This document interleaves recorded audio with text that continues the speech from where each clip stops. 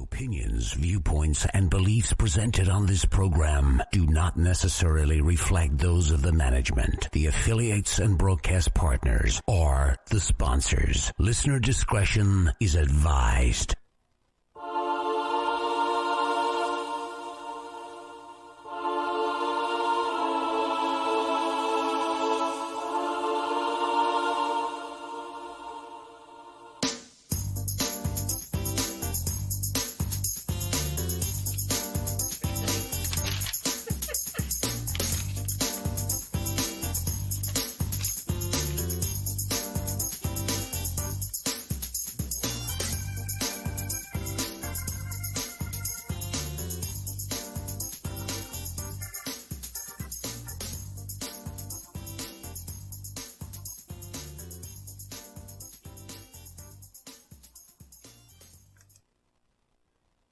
And welcome everybody to Scarefest Radio's Body and Spirit, brought to you by Blue Leaf Naturals, CBD products, blueleafnaturals.com, a Kentucky proud company. I want to thank everybody for tuning in tonight to our new show, Body and Spirit. Tonight we're talking paranormal body and spirit. We have the boys from Spirit Mechanix on, Steve and Brian. How's everybody? And they got rid of the cat. We got rid of the cat. We had to get rid of the cat. And actually, everything's went really well tonight. I just want to point out to everyone, if you follow, especially my wife, on Facebook, we have a new puppy. We got one of those Christmas puppies that after the people get it, they realize, oh crap, I have a puppy. And 2 months into it, so we adopted a Christmas puppy, and he's quite vocal. So I was a little surprised that we did not get interrupted during the previous hour. But the night is young. The night is young, everybody. We're going to be talking tonight about something that I know a little bit about. I've encountered it. I've dealt with it in a way. But I know there's a whole lot that I don't know. And we are talking tonight about spiritual attachments. First of all, how many types? I know spiritual attachment is one of those terms that gets thrown about in the paranormal community as a blanket phenomenon. In other words, right. This is attached to that he's attached to her. That thing is attached to so-and-so. Right. It's one of those terms that I wish we would break down, where the grandmother that's following you around the house because she doesn't like the way she thinks you drink too much is different from the guy that is pissed because you lost his, or you buried his grandfather's watch, or the little critter that wants to suck your energy. It's one of those terms that I don't like. Let's get into it first. In your all's catalog of ideas, what type of spiritual attachments are there out there in the paranormal world? Well, like you said, spiritual attachment is honestly a blanket term. That means anything that is attached to you that honestly doesn't belong to you. It's an outside influence. So there are a million different variations of it. You have everything from spirit guides or family members, ancestry, things like that, all the way to different types of, as you said it, energy-sucking critters. And there are different classifications, at least for us. So typically what you're going to see, at least with us, there's three different categories. Yeah. There's going to be more of the spirit guide / ancestry, which has a lot to do with your family, your friends, lineage, things like that, like grandma following you through the house. Then there are physical attachments, and then there are emotional attachments. Physical attachments being what actually start to affect the body. You'll get random pains, crawling sensations. That's something that's very common. with physical attachments. Emotional attachments, a lot of commonality with it is emotional issues, obviously, as the name suggests. So you get into more of depression for no damn reason. And if my language gets too much, let me know. It's cable. Don't worry about it. We're on cable. Uh-oh. And you fellows worry more. I'm learning not to say you all because that's too Kentucky for the mass population. So you gentlemen tend to like to categorize it about I would say the effects of the attachment rather than the mechanics of it.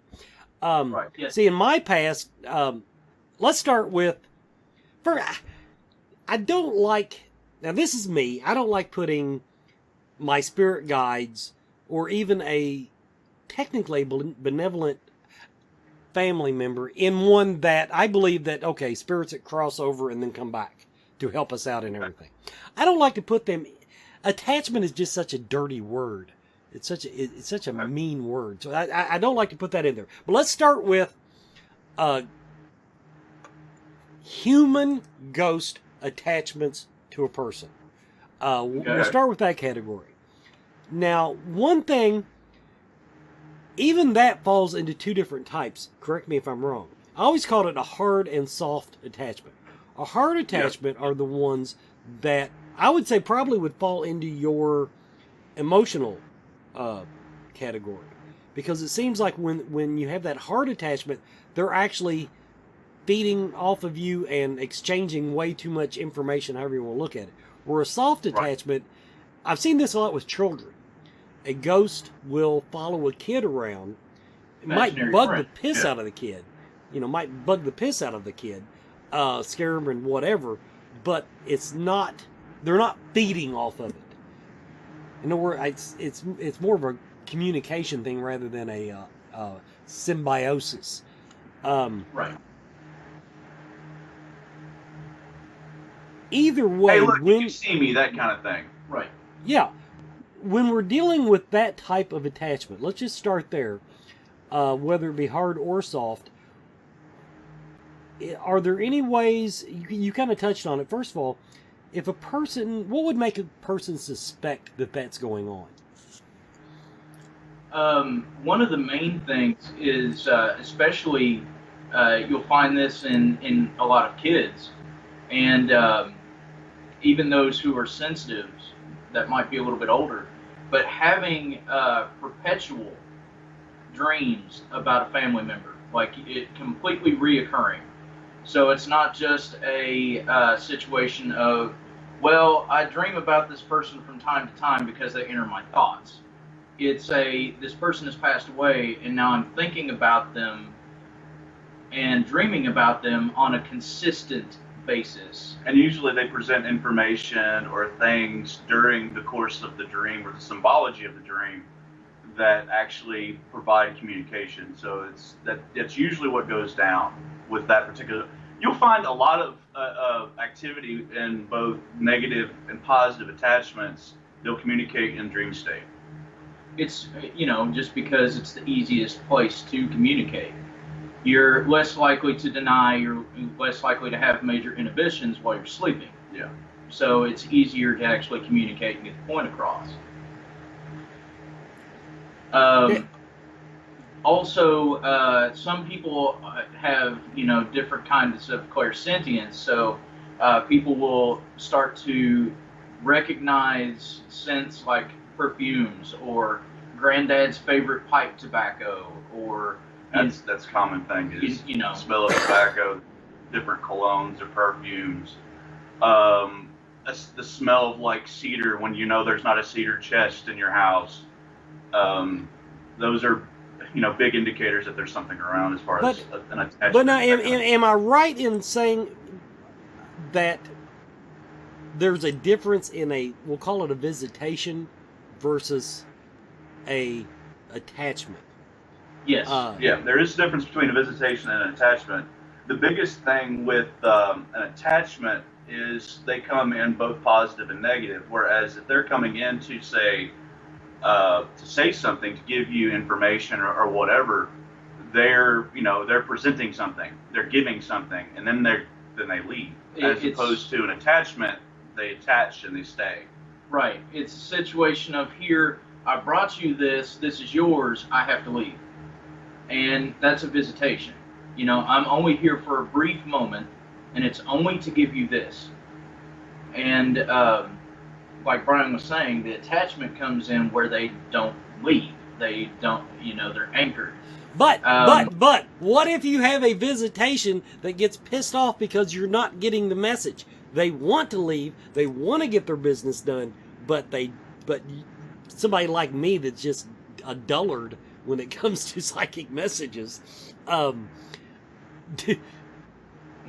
does it matter? I guess is what I'm saying. Well, my experience in that, it comes into the whole place of, if they can't leave, it's not because it's their choice. It's because it's your choice. Yeah. And that can turn into an attachment, but it's more on the emotional end. And it's not necessarily negative either. It's, you can't let them go. One of my favorite attachment stories is, I have a friend who was a paranormal investigator, still is, but he just moves all over the country, and he has a ghost that's attached to him. And at first it was kind of annoying, but then he figured out whenever he would investigate, this ghost was kind of like, hey, this is my buddy, and he's all right. And he was getting great, in other words, it helped his investigations. Now, he did tell me that the drawback to that is, on EVP sessions, he had to learn what this ghost sounded like, because he'd go into a house, is my house haunted? And he'd go in and get EVPs, and he's like, no, that's ours. That's not yours.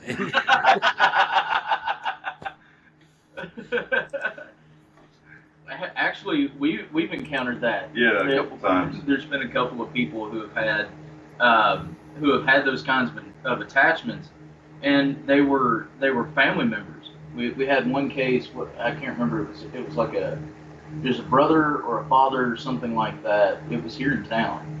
Oh, here in Nicholasville? Yeah, it was that one in Nicholasville that had squirrels in the attic. Oh, yeah. I'm trying to remember the details of that case because it's kind of fuzzy. That's the only part of the case that I actually remember, is I hear scratching in my wall, and it's squirrels. But it seriously was. But she had an attachment that was actually a family member of some kind. It was a male family member, and we were actually using a spirit radio, and this guy's voice comes in plain as day, 100%. You could hear the man talk, and he kept mentioning her name specifically, and then kept actually talking about who was in the house, and then kept going, why are these people in your house? And it was just kind of hilarious. And she's going, that really sounds like so-and-so. And we're sitting there like, that doesn't help us. We're trying to gather a little bit of evidence based on your paranormal experiences, and it's this other attachment that has nothing to do with these things over here. So, I mean, we've encountered that ourselves on a couple of different things. The big thing with those kinds of attachments, though, is even though they may be a good thing, the biggest thing to remember about the difference between an attachment and a visitation is an attachment is a symbiotic relationship. You said it yourself. It's something where the entity or person is getting something by being next to you, by being with you, by trying to communicate with you. And in return, you are getting something out of it, just like your friend.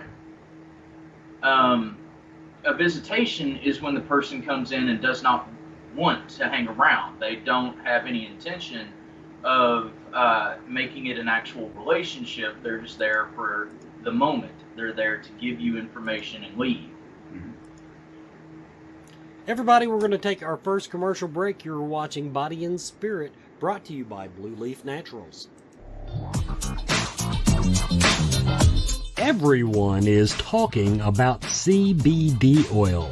Most of us know that CBD is a cannabis compound that has significant medical benefits, but does not make people high.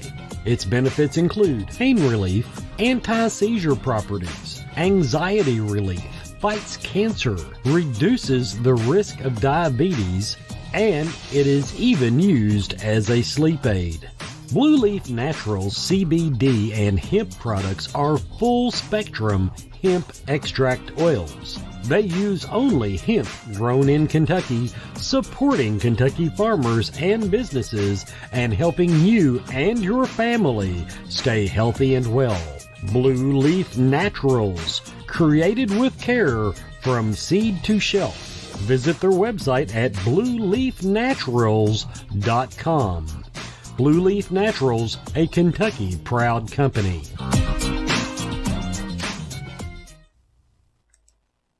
And welcome back to Scarefest Radio's Body and Spirit. When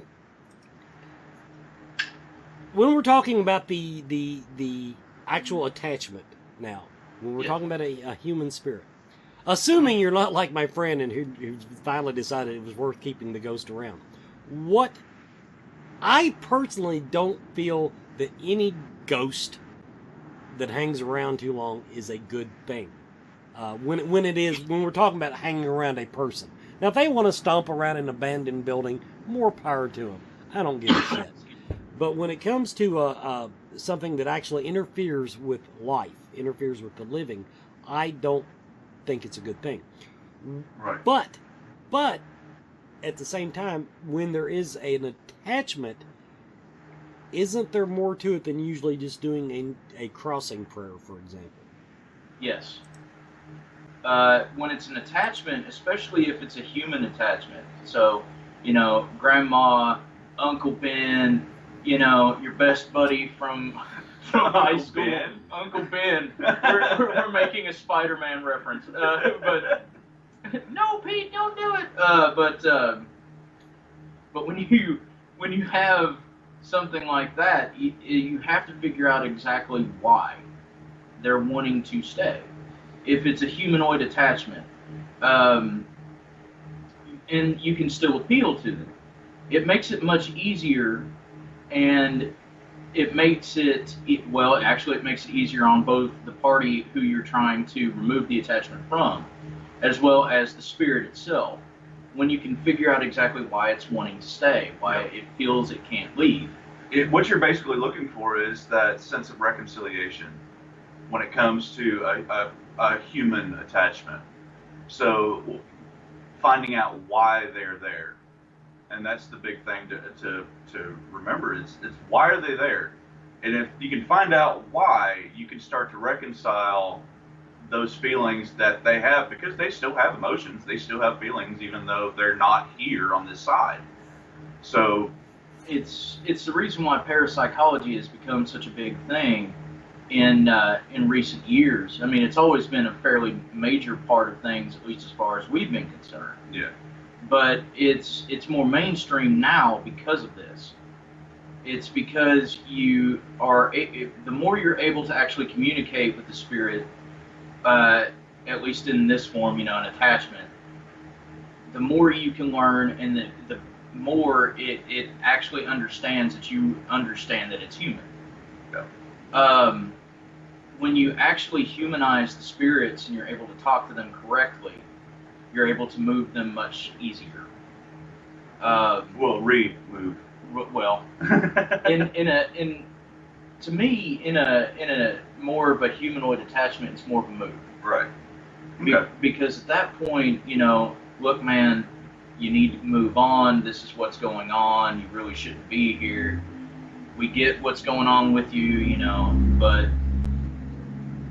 and it's so much easier to cross them over at that point. It doesn't have to be forced. In a lot of cases, people have a tendency to call upon archangels to move people, and it's not necessary. They're willing to go once they realize that someone understands them. Now, okay, I touched on it earlier, and that's where we're going, everybody. We're going to the nasty little critters of the spiritual world. But even when we're talking about human, I always call them human based, because I'm never sure if a spirit is an actual, okay, first of all, I'm going to use the word ghost. I'm never sure if a ghost is the entirety of the person's soul left behind. I think sometimes it's just bits and pieces of the soul left behind. But that being said, where I'm going with this is, now this is where I got into the hard and soft attachments before. To me, a soft attachment, we've covered that. A hard attachment is when they really burrow into your aura, if you will. In other words, they're tweaking you. Now, in your experience, now I believe that a human spirit sometimes will tweak you because they get off on it. They want to get an emotional response. That part I think we agree on. Now, Yes. I see a lot on the ghost hunter shows where people go, use my energy. Can a human-based spirit use an actual person's energy?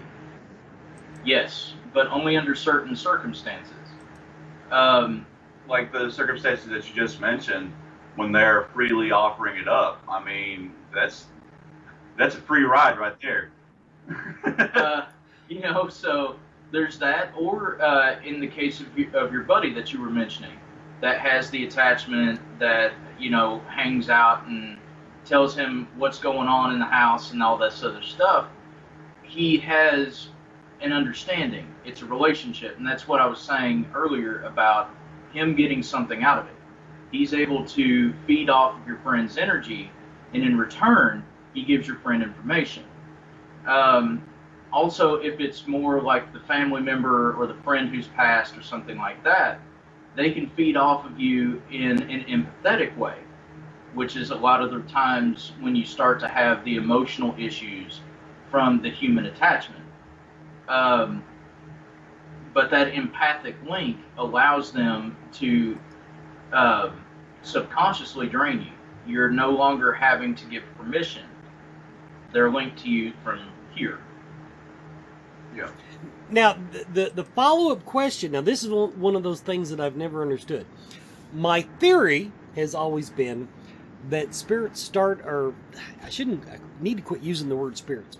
To me, it's not interchangeable for the sake of this discussion. Right. That when someone dies, when they shed their mortal coils, as they say, and whatever's left behind, this doesn't seem to me like it would be just a natural thing. Is this a learned thing they do, or is it a natural ability? Is there a guidebook? That's the thing I've never been able to wrap my head around. Is there are so many benign ghosts out there that the worst thing they will ever do is push a little emotion on you because they want you to know their story. And then we've got the ones like we've been discussing just now that literally feed off of a person. Do you have any insights on, is that a devolvement, an evolution? What is your opinion on that?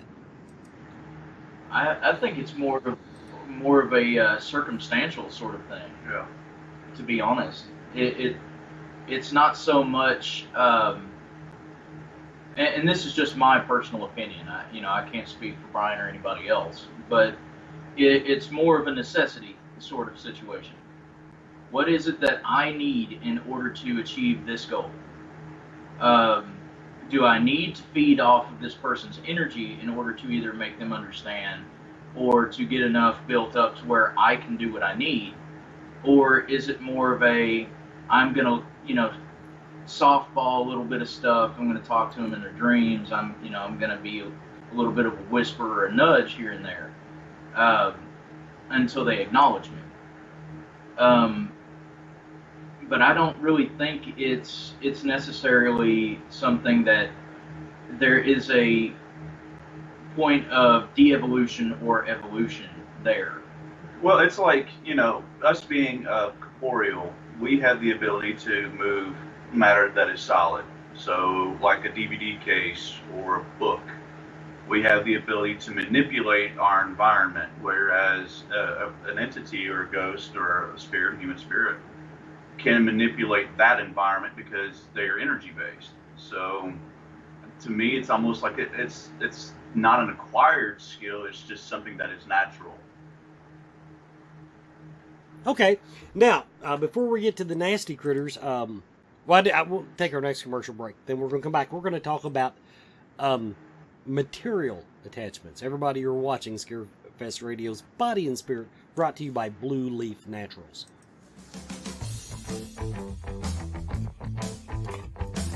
Do you feel lost in life? Do you seem to be stuck in emotions that are not yours? Is your home not the sanctuary it should be? Contact Spirit Mechanix, where they take a team approach to your metaphysical and spiritual problems. Spirit Mechanix specializes in aura cleansing, stone attunement, attachment removal, and house cleansings. Spirit Mechanix tailors their approach to your individual spiritual path and needs. Find them every month at Lexington, Kentucky's Mystical Fair, mysticalfairlex.com, or on Facebook by searching Spirit Mechanix, that's MECHANIX. Spirit Mechanix, for your spiritual health and well-being.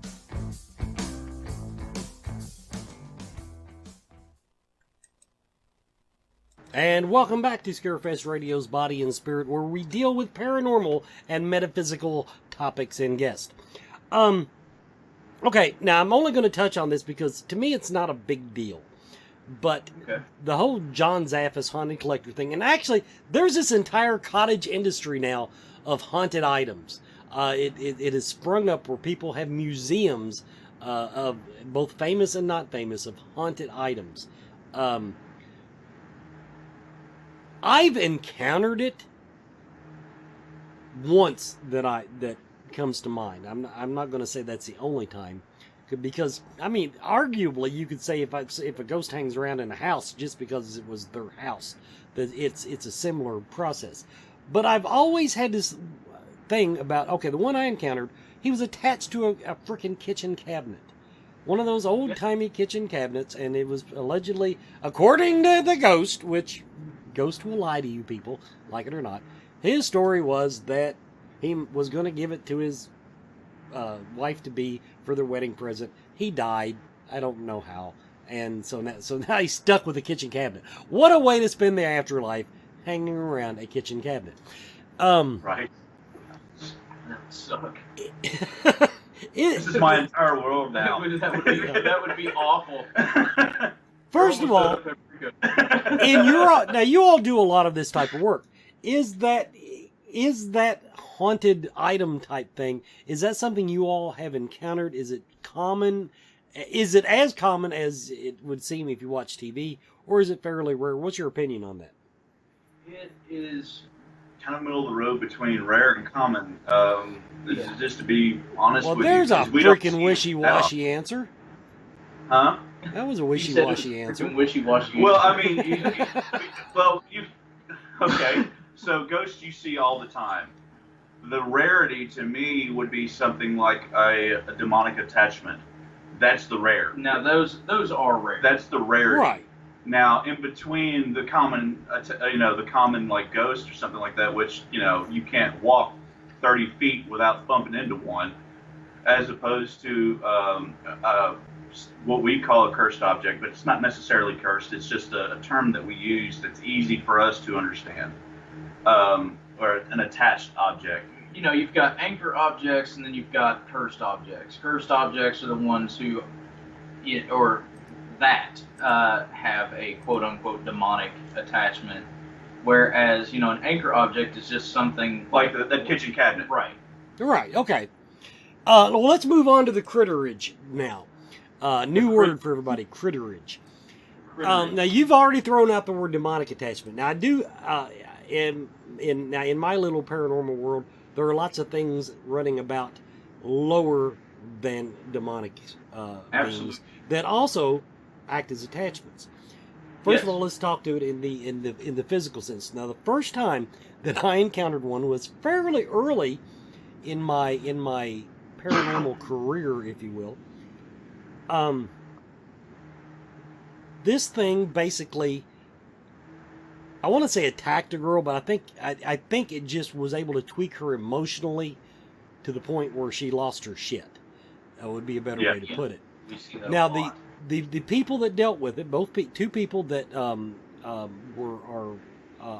both of which I highly respect for their abilities, described it to me as spiritual, and this term has stuck with me: spiritual wildlife. In other words, it wasn't really an intelligent being, but at the same time, it wasn't not intelligent. There, I'm using one of Brian's wishy-washy terms there. It had sentience, but it wasn't hyper intelligent. Right. Yeah.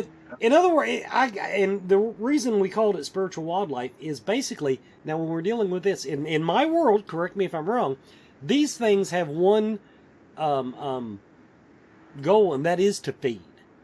Now, whether they're feeding off emotions, 100%. Energy, or whatever. But in other words, he doesn't mean you any harm, but screw you. Yes. Right. Your food. You're a meal.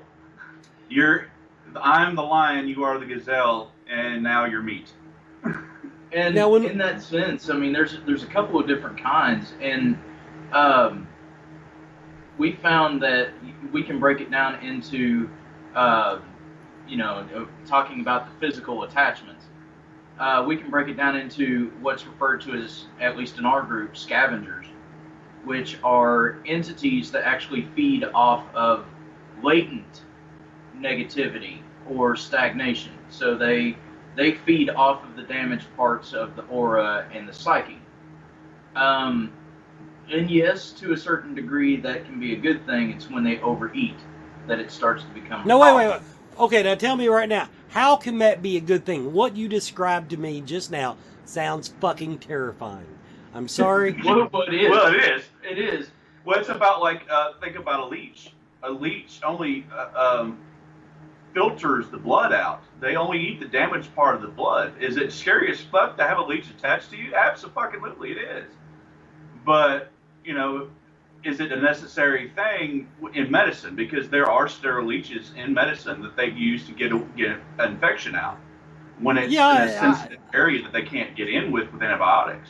I'm familiar with that, but okay. Then let's take it down to 5th grade level. Okay. Back to what you originally said about, now, because we're not talking about leeches here, we're talking about spiritual wildlife critters, semi-sentient beings, whatever. How can that type of attachment, be a beneficial relationship for the host?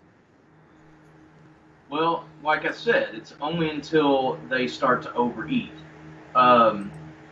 Because all they do is basically eat the dead and decayed parts. They take it's as bad as it is to say, and this is going to be off-putting to some people. It's kind of like putting maggots on a necrotic wound.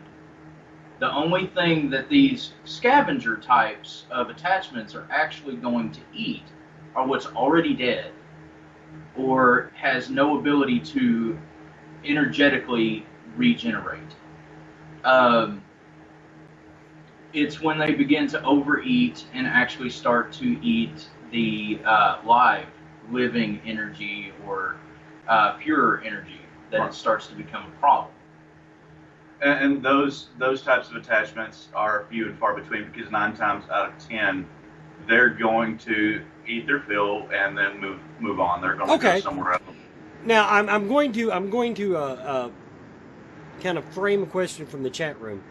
Okay. We are first of all, the answer to the question is no, we're not, because when I say critter spirits, no, I don't mean actual spirits of critters. But that being said, when we're talking now, I'm just going to throw this out there, and when we're talking about an animal spirit, most of the time that I've encountered this, the attachment is the other way around.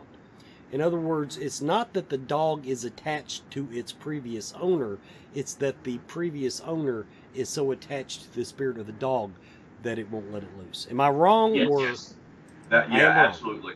We actually had a client about it was about 6 no, it was about 3 or 4 months ago. About 3 or 4 months, yeah. Yeah, she had the ashes of her dog in her living room, and I know for a fact I saw the dog in the house walking around, and it was like, okay, it's about this tall, it looks about like this, give the color of it. How'd you know? And pulled a picture out and showed me the dog. And it's like, you don't want to let him go. You need to probably go ahead and let him go. Let him go to, cross the rainbow bridge. There are some that, ascribe to that particular philosophy, or let that particular spirit cross over. Right. So it's totally the owner of the pet that won't let them go. That becomes the attachment to them. Mm-hmm. That's okay. Cool. So I framed that correctly. But okay.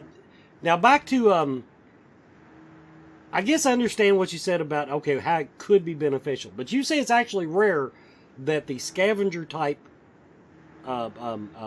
attachments move on to where they're causing damage. Yes, it really is. I mean, it basically has to be a point where this thing is severely malnourished. I mean, it has to be so far beyond starving that it's become ravenous, and that's very rare. I mean, kind of like a dog with rabies, that kind of deal. Right.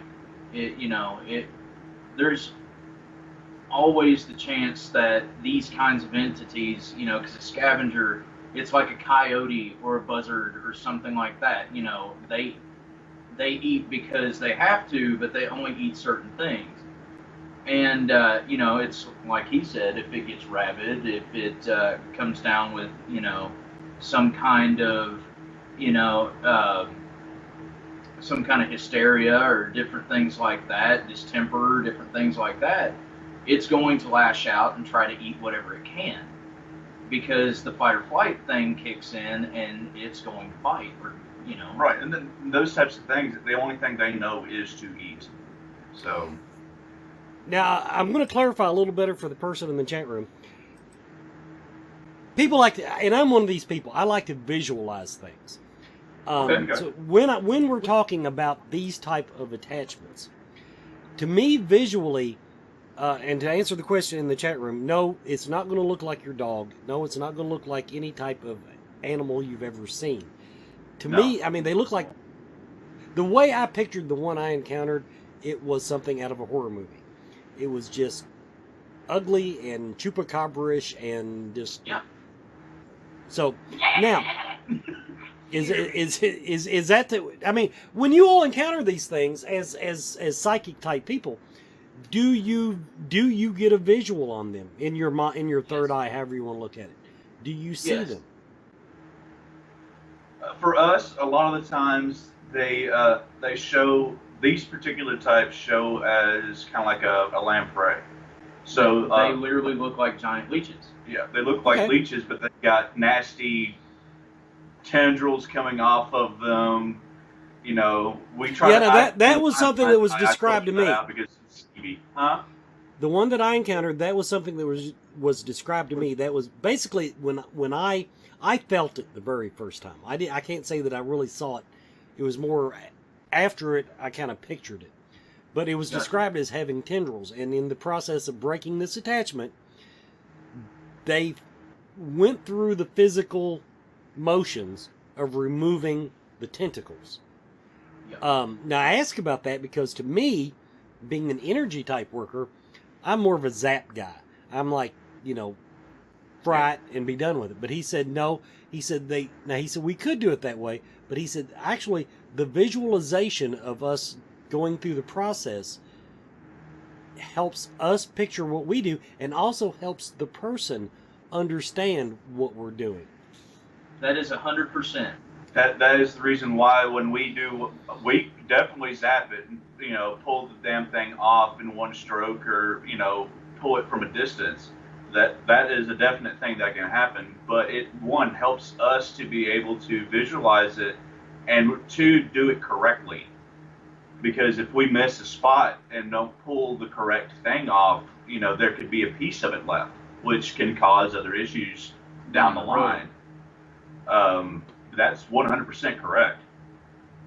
Also, go ahead. It's also like your friend was saying, it helps the person being affected as well, because it gives them a physical something, a physical focal point.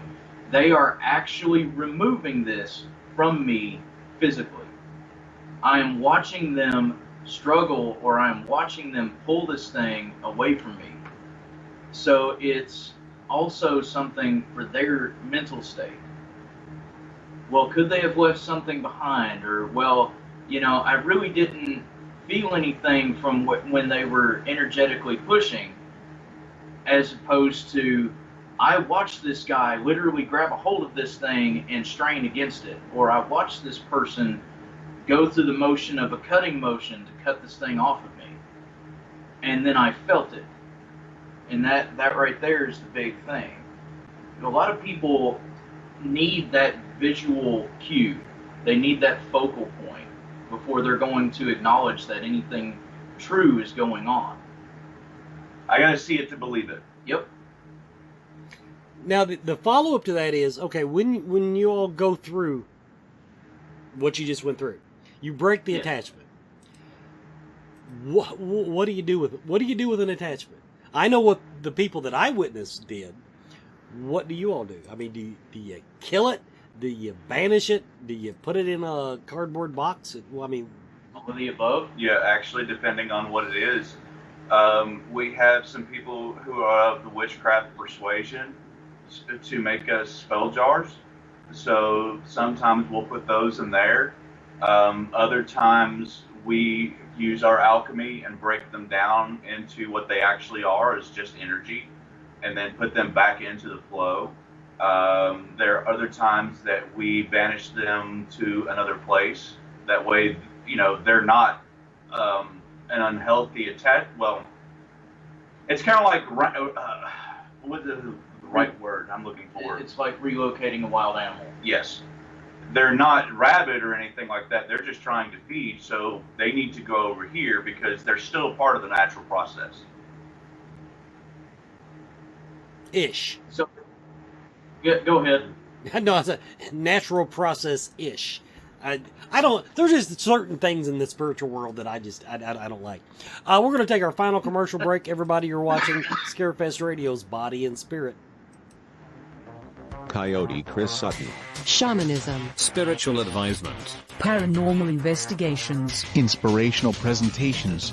Bringing light to the darkest places for over 20 years. Go to coyotechris.com to learn more. And welcome back to Body and Spirit, brought to you by Blue Leaf Naturals, CBD products, blueleafnaturals.com. Now we're getting ready to move to the top of the food chain. Now, the reason I kind of took it in this progression is because I wanted people to recognize that everything is not a demon. Oh, absolutely. Oh my God. But if they watch a lot of TV, they'll think that it is. So many times. Oh my gosh, it's a demon! But I do think these spiritual wildlife that we've been talking about, I think a lot of times, even experienced paranormal investigators mistake these for demonic attachments or demonic oppression or whatever. Right, I agree. Yeah. It's kind of like, what do you do when something that's bigger than you comes into your territory? You puff yourself up and make yourself look bigger. And that's literally what's going on. Yeah. How can I make myself seem scarier, seem stronger, and the big word there is seem. It's not that these things are as strong as they come across. It's that they know which buttons to push to warrant that emotional flight syndrome. I have to run from this thing. It's bigger than me. I have to be afraid of it. It's bigger than me. And it's like, 2 foot tall, running around trying to chase you with a pillow. I'm going to beat you up, and... Now I have a completely different friend. I actually have 2 or 3 friends in the world. Now he used to be he was a minister, and I'm not going to say what church it was because I do not remember. But they used to just turn out exorcisms like it was nothing. He said that was what they sent you to seminary for, to learn to do exorcisms. And I'm like, no, you just can't do them full time. There is no way. But I think what they were doing, now this is my opinion, is that they were basically, and I'm not saying it doesn't work, they were doing exorcisms on what we would call, you and I would call, spiritual wildlife. Because they do carry some of the same qualities. We'll use that word. Symptoms. Yeah, we That's much better. Now, when we rise to the level of something demonic, first of all, give me your definition of what you would call demonic, a demon. Okay. That's all you, brother. He's the expert in our group, so. Basically, what a demonic, quote unquote, I am putting that in quotes, because as we've already discussed, the likelihood of something truly being a demon is very, very, very fucking rare. But the whole idea behind a demon is a demon, and still quoting, what a demon does is it preys on vice. It is something intelligent enough to prey on your weaknesses directly. And it's more than just, I'm going to needle this point until I have enough to go on. It is I know exactly how to push this person's buttons in order to let me inside of them. And it comes down to open-ended questions a lot of times. It's the reason why you find a lot of dumb, and I'm sorry about this, you find a lot of dumbasses with quote-unquote demonic attachments that use shit like Ouija boards because they don't close the session. They open in their questions, so anything and everything can come into them. That's not to say, and then I'm going to preface this, that's not to say that a Ouija board is not a great tool if you know how to frickin' use it. That's the reason why I'm talking about the do's and don'ts, you know. Yeah. And the other thing is that it always comes down to that vice in its specific addictions: gambling addictions, gaming addictions, sex addictions, substance addictions. I have to have this thing. Why won't anybody let me have this thing? If there's somebody out there that will give me this thing, I will do anything. I wish I had this. And then all of a sudden you have it, don't you? It's right there in front of your face. I do have a question from the chat room that goes along with what we were talking about in the last segment. When you remove one of those, of course, we said sometimes you just send them back to the earth. Now, when it's one that you relocate, for lack of for the descriptive term, right? Is that just going to crawl along and look for the next person? I mean, 9 times out of, well, and I'm not going to say 9 times out of 10, I'd say about 50-50. It's a 50-50 chance that it's going to end up on another person, but most of the time it's going to end up in a place where there's a lot of stagnant energy, like abandoned buildings, like that's a big hot spot for those types of things. Right. So waiting for the next unlucky ghost hunter to walk through, right? Well, look, if the unlucky ghost hunter knew how to protect themselves, they wouldn't have to deal with it.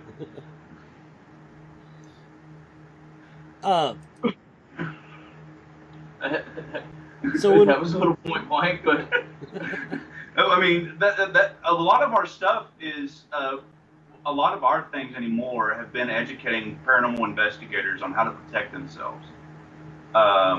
What the do's and don'ts as far as you see the process a lot on, let's say, like ghost hunters or something like that. You can't come with me. Anything that's here, you got to stay here. There's some, and we add extra steps on top of that. Specific stones to carry, different prayers to use before you go in and after you leave. Different like like a salt bath. Something as simple as a salt bath will pretty much get rid of anything that's on you, on your outer aura.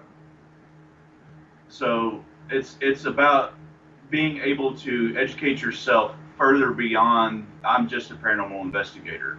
I know if I'm an investigator, I know that there's something there, or I have a suspicion that there's something there. All right, I need to take the steps in order to protect myself, in order to make sure that I'm safe, my family's safe, and everything like that. It's just a part of the job, you know. And if you're not taking into consideration that part of the job, you're asking for things to attach to you, and that's the reason why the point blankness of it. It's not that I'm trying to be rude or anything. That it's just there's a lot of people who, you know, I see a couple of these celebrity investigators do not so smart things, and it really agitates me when we go to a home where there's people really suffering and really having a hard time, and there's nothing they can do about it. And there's this person who has the education and who knows what the do's and don'ts, but still doesn't do it. Anyway, sorry about the tangent. No, I absolutely agree with that sentiment, and I think honestly, sometimes you can't tiptoe around the issue. So don't worry about. I don't worry about being blunt. I try to frame it in a polite way. But the no, yeah, I thought you did fine, because I do feel strongly about that. The problem that we've had in the paranormal industry, if you will, is that there are so many people, and I would argue that they without knowing it, they're like me, that they investigate for years and never have anything attached to them, never have anything follow them home, never have any of this stuff happen, and they assume that because it hasn't happened, that it's not going to happen to anyone. Right. And I think that some of us, and this is where I feel that even early on in the paranormal world, I was told that this is the category I fall into. I'm Teflon, baby. Stuff don't stick, and it's because of the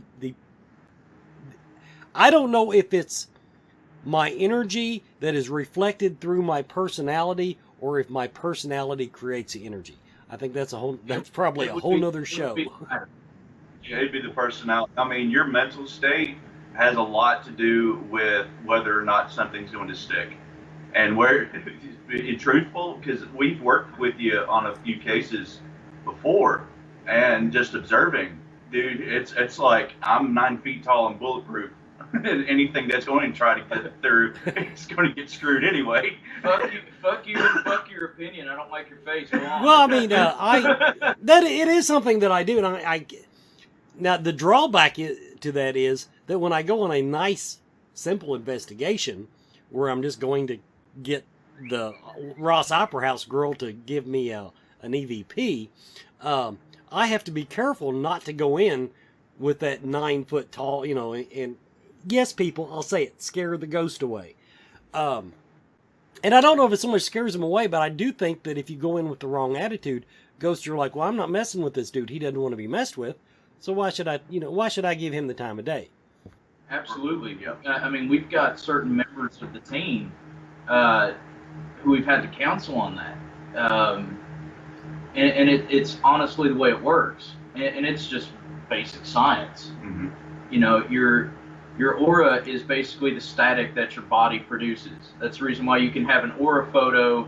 You go out, you have you a smoke, you eat you a sandwich, you come back 20 minutes later, you take another one, it's going to be different. It's because your mindset has changed. So, you know, we've had to actually explain this, and I can't feel anything, I don't understand. Well, why is it that spirits don't ever come around me when we're doing our thing? And it's like, dude, you project this thing that you're 9 foot tall and bulletproof. You know, there's nothing that's going to try to get anywhere near that. Dial it back to about you're 6 foot tall and you have a Kevlar vest on. Well, I like that. One thing I do if I'm going on a communicative investigation is that's one thing I meditate, is to make myself inviting. Not vulnerable, but Right. inviting. Let's Right. close up the show now, and we don't have to end right at on the hour because now we can go all night. But something you touched on. What are your advice to paranormal investigators? That is one of that's a common topic. Me, Chris Sutton and myself did a seminar on it last year about spiritual protection. And of course, now my own personal protection, with except for a few rules, is really hard to transfer to someone else. To tell you, be 9 foot tall and puff your chest out, and and swing your nuts and all this stuff. Right. Swing your nuts. The one thing that go into an investigation with respect. That is no big, fear. No fear. Healthy respect, but no fear. And you find that a lot. You get a lot of people that go into paranormal investigations, and you've got two types of investigators. You've got the ones that are honestly like the three of us. You stay in your fucking neutral corner, and I won't have to hit you in the face. That's the three of us. And then you have the ones that are like, holy shit, I heard a noise! And then they wonder why they go home with attachments, or they wonder why, their evidence is corrupted and things like that. And it's like, look, it's because you were fearing the situation. You weren't taking control of the situation. If you have a healthy respect for whatever is there, meaning you know what it is to a certain degree, you know what it's capable of to a certain degree, and you know where to stay on that boundary line, then you can get some amazing evidence and not take it home with you. We did. It was like last year. We did the ghost walk with Ghost Hunt Weekends and the Ghost Brothers, and we were paying patrons for this one. Yeah. We weren't doing anything. Yeah. We were just kind of seeing what was up because we were interested. We wanted to see the Iggy building over in Lexington, and Excuse me. we saw the two different approaches. Yeah. The ones that are 9 foot tall and bulletproof, but then you saw the empathetic but healthy respect, and the amount of evidence, actual evidence that they got was astounding. So Now I'm gonna take a little side bar here. You Okay. brought up empathetic, and I'm gonna talk about empaths for a minute. Okay. Oh, no. Because while we're on the topic of how to protect yourself, now we Yes. already established early in the show the absolute worst thing you can do, from anybody's standpoint, is to walk in and say, "Use my energy." Oh, absolutely. I absolutely believe with all my heart that you don't offer yourself to them. But now here's why people do it. Two types of people, maybe three. There are people that have never had that paranormal experience, and they want it so bad, so they really reach out. But now those I almost understand, but the ones that really scare me are the ones that are, well, usually they'll call themselves empaths, but they're I want to say untrained psychics. Okay. And they will go in, and the one thing that, other than the thing we just said, but it's along similar lines. I hate seeing people channel. Now, I'm sorry, I don't know if you all ever do it, but that is, it makes my ass itch when I see when I see someone go in and release theirself to a spirit. Now, there are very talented mediums that can get away with it, but when I see somebody that is, just what I would call a budding psychic do that, it really scares me. That would be one of either, if we had somebody like that on our team going into something like that and they started to do it, that would be a pull to the side and giving firm talking to. That's something we don't agree with at all. Now, me personally, I have channeled, but it's in a very controlled situation. I am still myself. I communicate myself. This is what they are saying. This is what is going on. This is this is that. as opposed to Becoming submissive. they take over, because no, I don't deal with that. See, I don't even like the process of transferring messages, because now this is from personal experience in my own psychic life. If anybody doesn't want to, just call BS on it.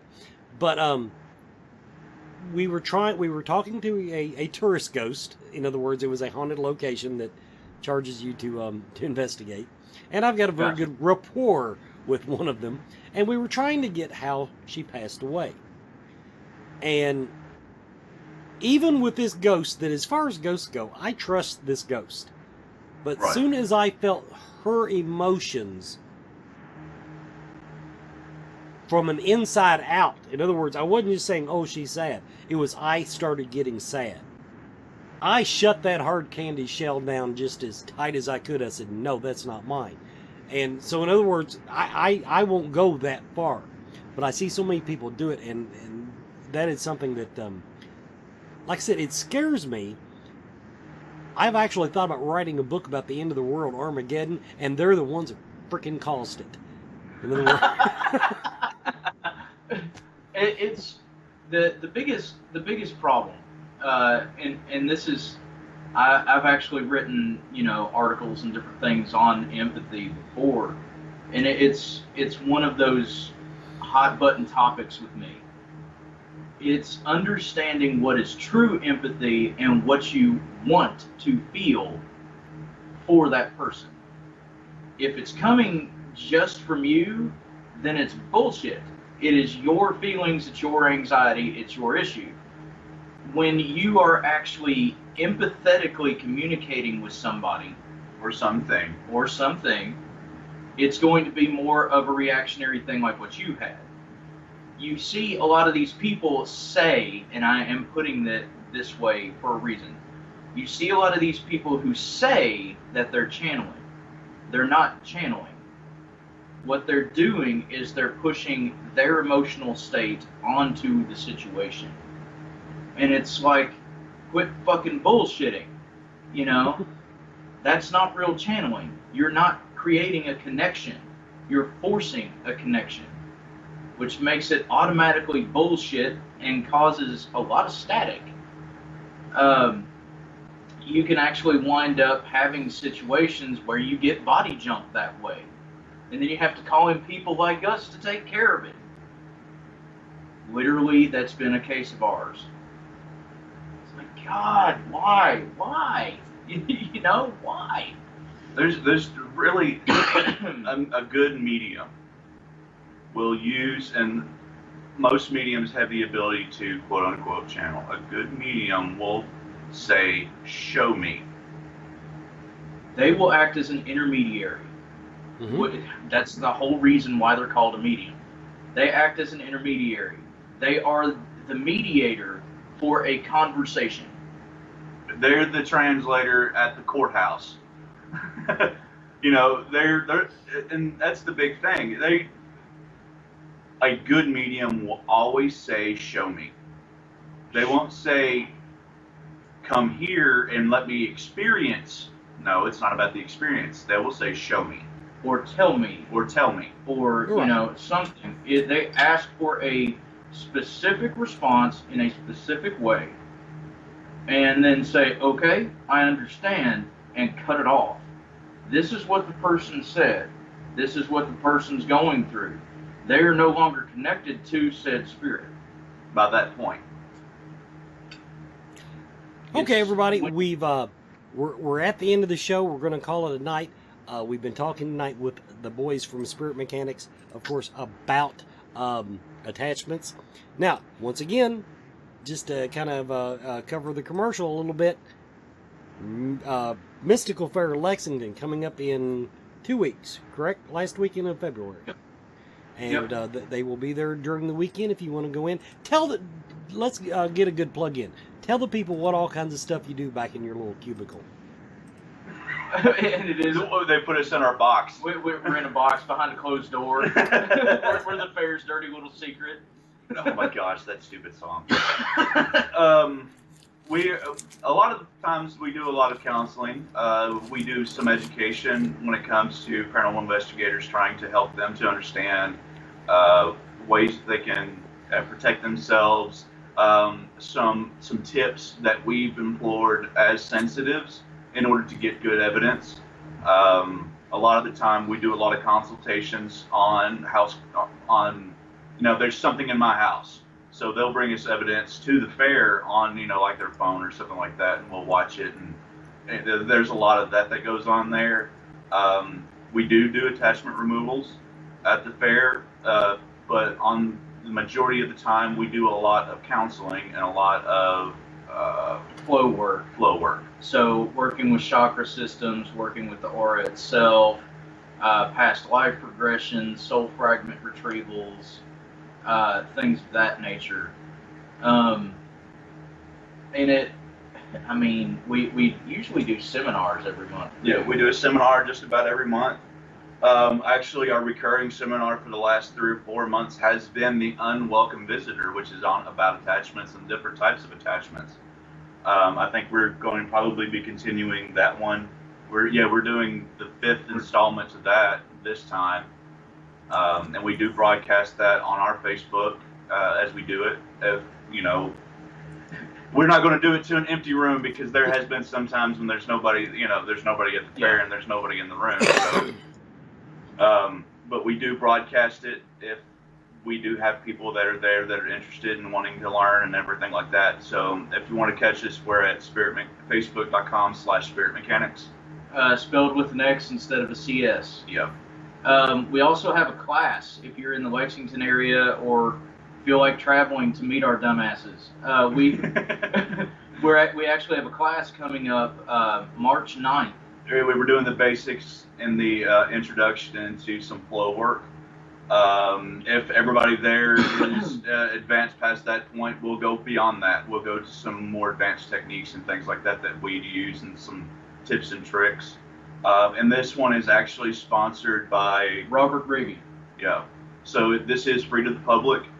This is something that is already paid for, ready to rock. So if you all want to come out and join us in our class, when's the date, Steve? March 9th. March 9th. March 9th, and it's from 1 to 4. Yeah. So it's a 3-hour workshop, basically. Yeah. So everybody, find them on Facebook, Spirit Mechanix, Mechanix. Thanks everybody for watching Body and Spirit, brought to you by Blue Leaf Naturals.